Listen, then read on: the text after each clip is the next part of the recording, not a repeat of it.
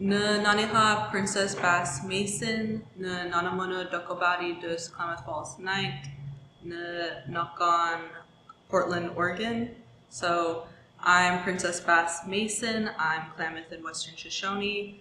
I am enrolled Klamath, but I would say I'm more culturally Western Shoshone just because I was allowed to, or I had the privilege to attend language immersion classes in Western Shoshone, so I have more of that heritage, I would say. Your relation to the Eugene Springfield area, or Springfield area? Yeah, so I went to the University of Oregon for undergrad, and I recently graduated 2023 with a BA, so that's kind of how I'm related or have relation in the business in the Eugene Springfield area.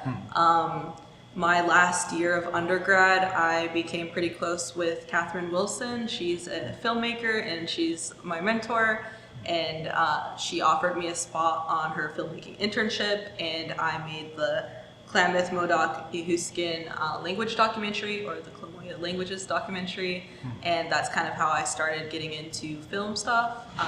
Currently, I am studying for the LSAT and applying to law schools. Round 2, guys. So hopefully we'll get in. But I'm ultimately really interested in language revitalization, specifically Western Shoshone and the Klamath languages. As I mentioned, I had language immersion classes for Western Shoshone, or Nuwadequa. So I'm more experienced with that, and I have more focus on that, but I'm also coming to learn more about the Klamath language revitalization efforts. I'm really excited to begin Klamath language classes. But that's like my passion project. That's something that I'm going to do for my whole life. But again, I said I'm interested in the law field, and I like doing film projects and writing on the side. Awesome. When I was growing up in Portland, although we went to community events that like NAIA held or stuff like that, my family was experiencing a lot of instability, I would say. We were really focused inwards at that time. And so even though, of course, like we know we're Native and we have these practices, we weren't always like super focused on it. And so I think when I got older into the high school age, I was able to go to language immersion classes in the Nevada area and get in touch with my Western Shoshone side from my mom and through my grandpa. So that's how I think I'm really starting to be able to embrace my culture from that kind of side, and that's why I think it's kind of funny, like, oh, I am enrolled in the Oregon tribe, but I know a little bit less, and that's why right now I'm trying to get into the Klamath language classes and stuff like that. So I think, I mean, obviously I'm a community member, I'm someone that's being educated, and I intend to like bring that back to the communities that I belong to, but yeah, that's definitely why I'm like interested in all tribes being able to reconnect with their culture and their language. I think it's not just like, oh, I only want the Western Shoshone or the Klamaths to like start speaking again. It's I want all Oregon tribes. I want every Native person to be able to reconnect with their roots, and it's so important that they do. I think it's really helped and healed parts of me that I didn't even know was like, dang. But yeah, so like that's also why I was interested in this project, because I think any opportunity to get the indigenous perspective out there is like something that should be happening. What's the importance of hospitality during interviews and bringing gifts in exchange for knowledge and in the Native community? Yeah, I say from the Native perspective, it's a social norm, it's like a tradition. And I wouldn't necessarily say that it's something I followed 1,000%. Like I mentioned before, I always knew that I was Native, and we were always practicing that, but not necessarily tribally specific. And I think even like last year or the year before, I didn't have either the monetary resources or the knowledge, like the best practices to give rolling tobacco or some sort of food. So I think when you have the resources to do it, the best thing is to. It's just showing your appreciation for either a knowledge exchange or for that person's time. And that's why I think it's very important to do. And it also sets you apart because I'm coming to the interview as a Native person and you're coming to the interview as a Native person.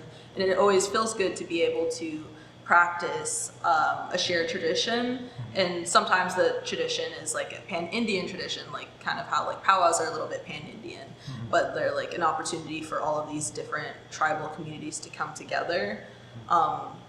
Yeah, but I know for my family, when I was like learning more of my culture and stuff, like the value of giving a gift and like having hospitality in certain circumstances is really important. So maybe a more traditional gift would be like some tobacco or some traditional food.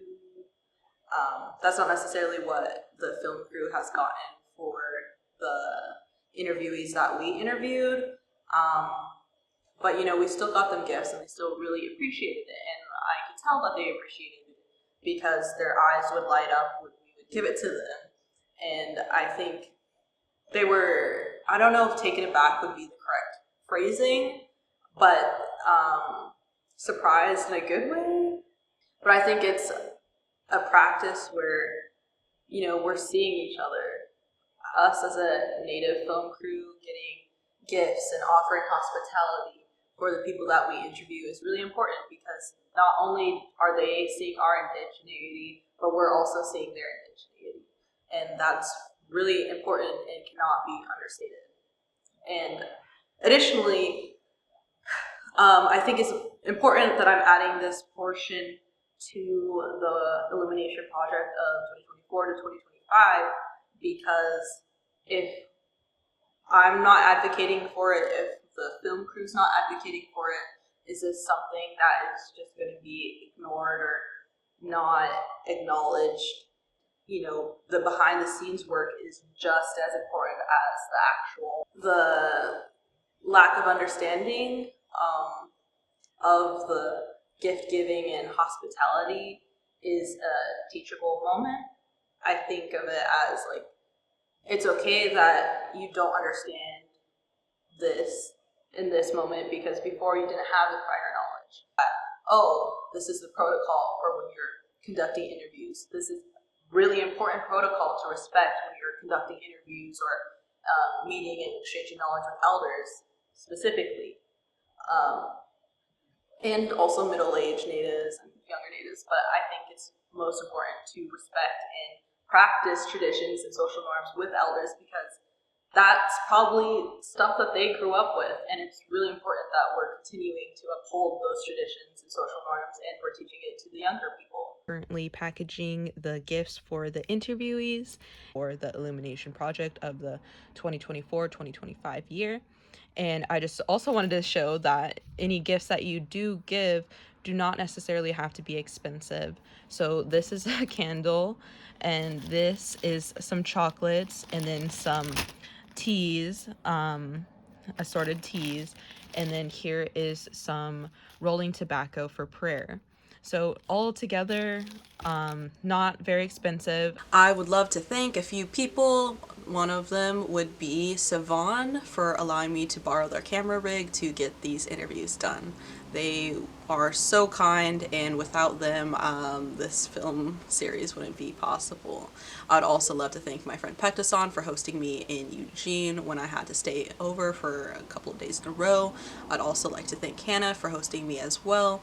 And I would also love to thank my family for supporting my more artistic side, as well as my mentor Kia for getting me into film. I would also love to thank everyone that we interviewed. Thank you for traveling, and thank you for being open and willing to be interviewed for us to even do the exhibit. I would also like to thank the Springfield Museum and their staff for being very supportive and open-minded. I would also like to thank the NASU Longhouse at the University of Oregon, as well as the NASU Longhouse at Lane Community College for letting us conduct our interviews there. We appreciate it so much. Ashanza Mama interviews Boina. Thank you for watching the interviews. I appreciate it a lot. And I hope that you got to learn some stuff and gain some insight. Yeah. Nabashai.